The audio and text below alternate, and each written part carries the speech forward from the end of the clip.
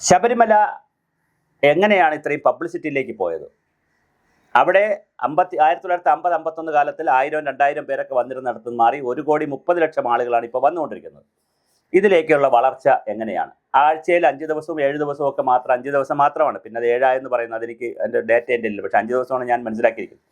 പിന്നെ മാസത്തിൽ 5 ദിവസവും, അങ്ങനെ തുടങ്ങുന്ന 1 മുതൽ 5 വരെ അങ്ങനെയുള്ള ദിവസങ്ങളിൽ തുറക്കുകയും പിന്നെ 60 ദിവസത്തോളം സീസണിൽ വരുന്ന സ്ഥലത്ത് ഇത്രയും ജനങ്ങൾ എങ്ങനെ വരുന്നു എന്നുള്ളതാണ്. 3-4 കാര്യങ്ങളുണ്ട് അതിനകത്ത്. ഒന്ന്, നമ്മുടെ ഫാക്റ്റിൻ്റെ ചെയർമാനായിരുന്ന വളരെ പ്രമുഖനായുള്ള MKK നായർ എന്നാണ് അദ്ദേഹത്തിൻ്റെ പേരൊന്ന് ഞാൻ മനസ്സിലാക്കുന്നു. അപ്പോൾ അദ്ദേഹം ഈ ശബരിമലയുടെ ഒരു പ്രചരണത്തിന് വേണ്ടി രാജ്യം മുഴുക്കെ ആയിരക്കണക്കിന് മീറ്റിങ്ങുകൾ നടത്തുകയും കേരളത്തിൽ തന്നെ സൗത്ത് ഇന്ത്യയിൽ തന്നെ 100-400 മീറ്റിങ്ങുകളൊക്കെ നടത്തുകയും സത്സംഗങ്ങൾ നടത്തുകയും ഒരു പ്രചരണ യാത്ര വാഹനം പോവുകയൊക്കെ ചെയ്തുകൊണ്ട് ഒരുപാട് കാര്യങ്ങൾ അദ്ദേഹം ചെയ്തു.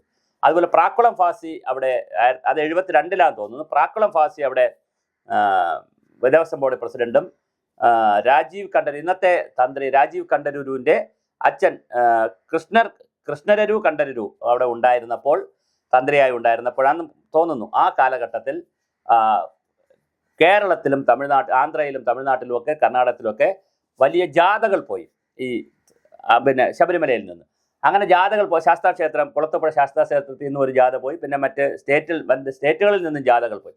ഇത് നാട്ടിലാകെ ഇറങ്ങി വലിയ ബഹളം ഉണ്ടാക്കി. അത് കഴിഞ്ഞപ്പോഴാണ് 75-ൽ സ്വാമി അയ്യപ്പൻ സിനിമ വരുന്നു. സ്വാമി അയ്യപ്പൻ സിനിമ വരുന്നതോടുകൂടി അയ്യപ്പൻ്റെ അത്ഭുതങ്ങളല്ലേ കാണിക്കുന്നത്, കാട്ടിൽ പോകുന്നത്, പുലിയുടെ കാര്യങ്ങൾ, അതുപോലെ പാല് കൊണ്ടുവരുന്നത്, പിന്നെ അമ്മ പന്തളം കൊട്ടാരം, ഇങ്ങനെ വളരെ പ്രധാനപ്പെട്ട ഒരുപാട് ഐതിഹ്യ മിത്ത് കഥകൾ പുറത്തു വന്നു സ്വാമി അയ്യപ്പൻ സിനിമയോടുകൂടി. ഇത് മെരിലാൻഡ് സ്റ്റുഡിയോക്കാരാണ് എടുത്തത്. അപ്പോൾ അത് പുറത്തു വന്നപ്പോൾ മെരിലാൻഡ് സുബ്രഹ്മണ്യം എന്ന് പറയുന്ന ഇന്നത്തെ തിരുവനന്തപുരത്തെ ശ്രീ പത്മനാഭ തിയേറ്ററിൻ്റെയൊക്കെ ഉടമസ്ഥനായിട്ടുള്ള മെരിലാൻഡ് സുബ്രഹ്മണ്യം എന്ന് പറയുന്ന അദ്ദേഹമാണ് ഈ സിനിമ എടുത്തത്. അപ്പോൾ ആ സിനിമ വന്നു കഴിഞ്ഞപ്പോൾ പിന്നെ വളരെ വലിയ ഹൈപ്പാണ് ശബരിമലയിൽ ഉണ്ടായത്. പിന്നെ അത്ഭുതങ്ങളുടെ, പിന്നെ കേട്ടറിവുണ്ട്, പറഞ്ഞറിവുണ്ട്, പോയ അറിവുണ്ട്, പിന്നെ ഇത് മറ്റ് സ്റ്റേറ്റുകളിൽ നിന്നും കൂടെ വരാൻ തുടങ്ങി. അത് കഴിഞ്ഞിട്ടാണ് മകരജ്യോതി എന്ന് പറയുന്ന വിഷയം ഈ ചാനലുകളിൽ കാണിച്ചു തുടങ്ങിയത്. അപ്പം മകരജ്യോതി ചാനലുകളിൽ കാണിച്ചപ്പോൾ വീണ്ടും ഒരു പടി കൂടി അതിനകത്ത് ഹൈപ്പ് വന്നു. പിന്നെ അയ്യപ്പനെ കുറിച്ചുള്ള പാട്ടുകൾ വന്നു, കാസറ്റുകൾ വന്നു, പുസ്തകങ്ങൾ വന്നു, പിന്നെ സ്വാമി അയ്യപ്പൻ സീരിയലുകൾ വന്നു, ശ്രീ അയ്യപ്പൻ, സ്വാമി അയ്യപ്പൻ, ശാസ്താവിനെ കുറിച്ച് സിനിമകൾ വന്നു.